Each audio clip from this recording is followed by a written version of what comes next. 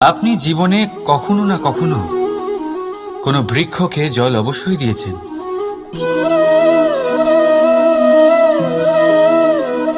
কখনো মনে এই প্রশ্ন জাগেনি যে আমরা বৃক্ষের পাতায়, ফুলে, ডালে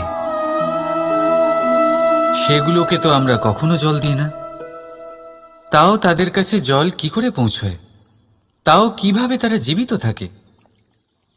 আপনি বলবেন এ তো সহজ ব্যাপার, এই কেমন প্রশ্ন করছেন আপনি? গোড়ায় জল দিলে তা বৃক্ষের প্রতি অংশে অবশ্যই পৌঁছবে, তাই না?